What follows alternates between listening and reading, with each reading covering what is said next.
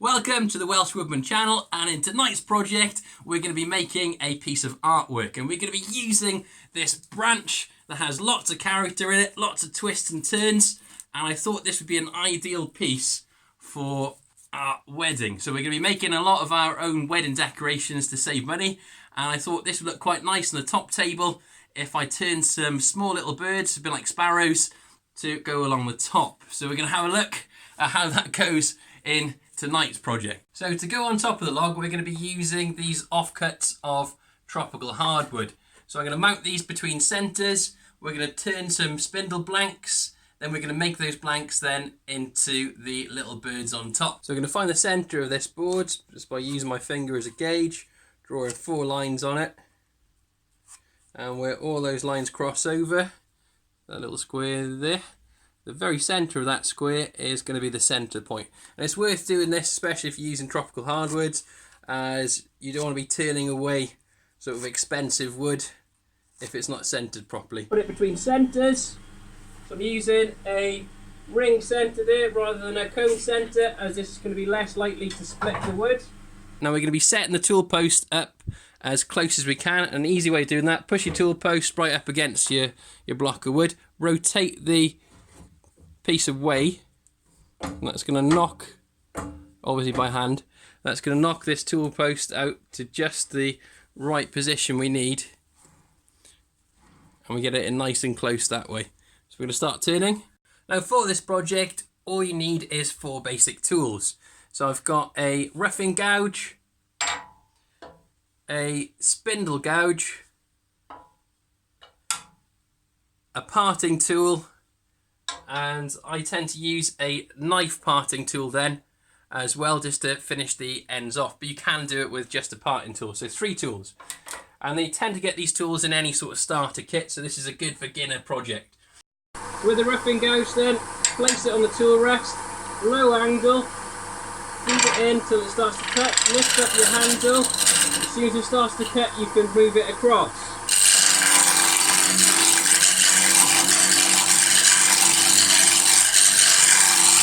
By tucking it into your body, you're going to get far more stability as you're moving with it. Checking for round then by putting the tool on the top.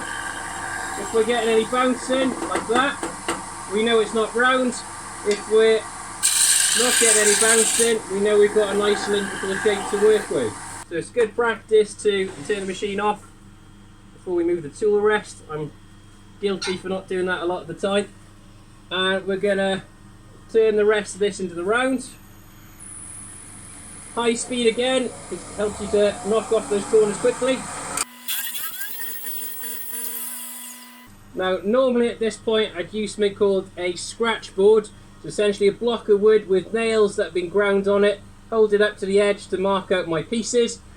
As we're going to be making this from scratch, probably if you're following along at home, I'll show you the measurements we're going to need for this. So first measurement's 15mm from the end. Next one is 20mm. Next measurement is 90mm. This is going to be our spigot, this end, where we're going to be holding it into the chuck. This is going to be a little bit of waste block so we can do an undercut, and this is going to be the actual body section of the bird itself.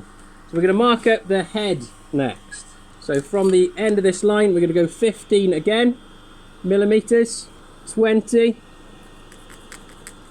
then we're going to go 5 this time. That's going to be the head measurement. Let's mark these on. I obviously mark these normally with the lathe running with those pins, and this section here, so there is going to be where your spigot is. That's going to be the waste block, so you can get that undercut, and this is going to be the head. So we're going to mark a series of these out. We're going to be using this to cut the tenons, and I'm going to be using my spigot in there as a gauge as to how deep I need to go. So I'm going to cut down, stopping before I get to the metal, because even though this is a wood lathe, you can still cut metal. And I'm making sure I've definitely got a square shoulder. So moving over to my next tenon. And I'm sighting over the top to sort of compare the two.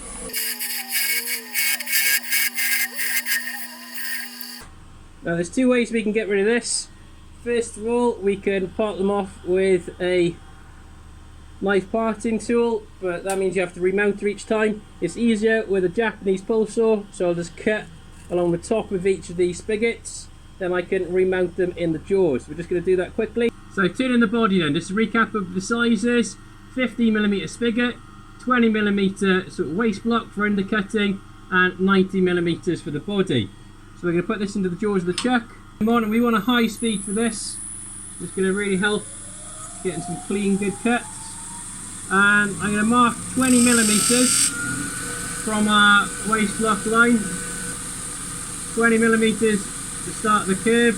This part then is the rest of it that we're going to be turning down to a point.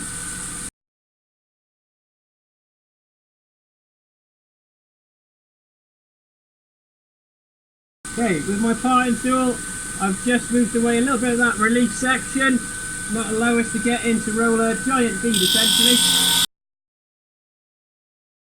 We're going to blend this middle section in now.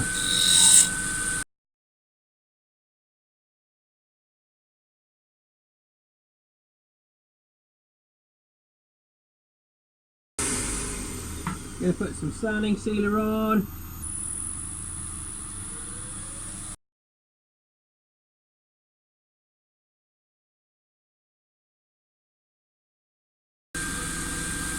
Parting tool then, we're going to part off at an angle.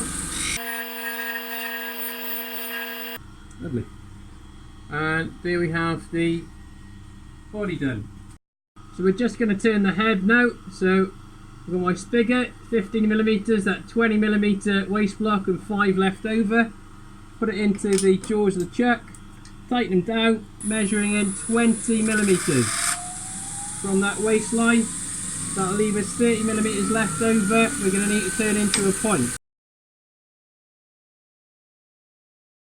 So a cone point, we're going to be using a parting tool then at the end of that measurement to establish where the curve needs to be. Now the curve essentially, we're going to do it with the roughing gouge, with the spindle gouge again, so it's a large bead we're turning. So ball, half a ball.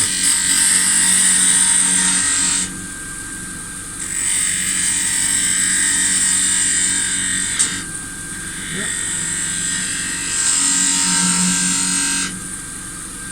Now we've got this little ridge in the middle, we need to blend those two in now.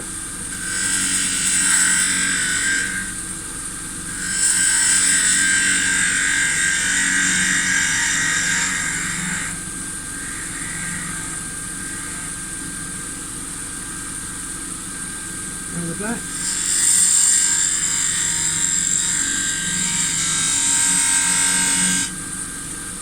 Parting tool then.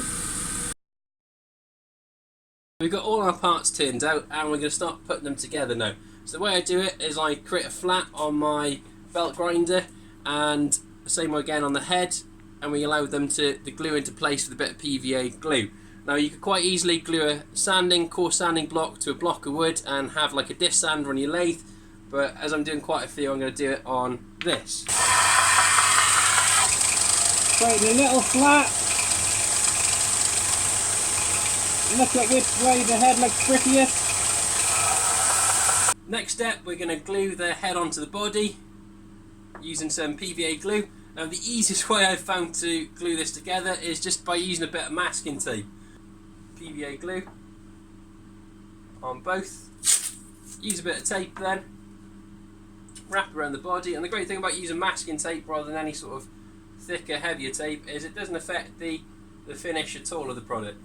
So just going to orientate the head where it looks right. The tape is nice and taut, and that's what's holding this into place. So just going to put that to one side where it's not going to be knocked so it can dry properly, and we're going to do the same with all the rest. Let the glue dry now, so we're just going to take the tape off, and as you can see it doesn't affect the finish as such, and it's really easy to hold it into place. And Gorilla Glue, nice and strong, so you're not going to get that popping off anytime soon. So what we're going to do next is I've got some barbecue skewers. These are going to become the feet of the bird. Now I found this is a far cheaper, so you can buy a whole pack of these for £1, 150 of these, and it's far cheaper than buying dowel in 3mm, so for some silly reason. So we're going to be using these then to attach the birds to the log, and this is where the artistic sort of part comes in, where we have to arrange the birds to make like almost like a diorama type thing.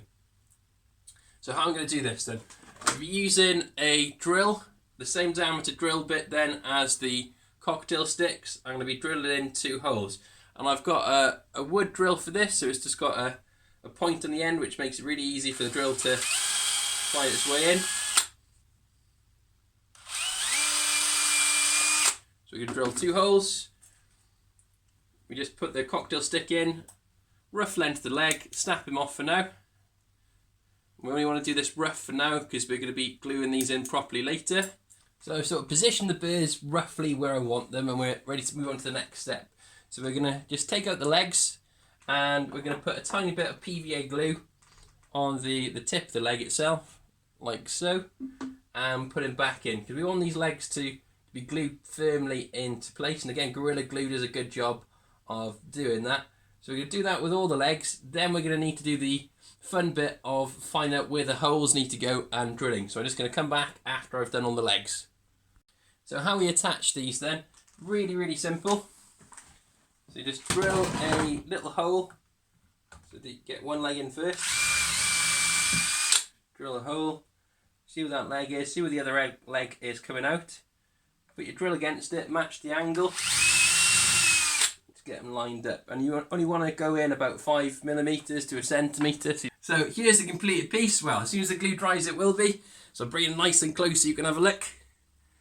So you can see I've gone for like a bird diorama type thing with this. And hopefully this will look good on the top table for the wedding. So one decoration down, several more to go. Hopefully I'll make them all in time. But I hope you've really enjoyed tonight's project. And if you've watched my market stall shells video, you'll know that I turn quite a lot of these little birds on smaller logs, as they tend to sell really well. So it's a good tip for smaller sort of items for you. So if you haven't subscribed to my channel yet, please consider doing so. There's a little link down there, as that really helps me out, supports me in getting more videos your way. So I hope you have a great night. Diolch yn fawr, nos da.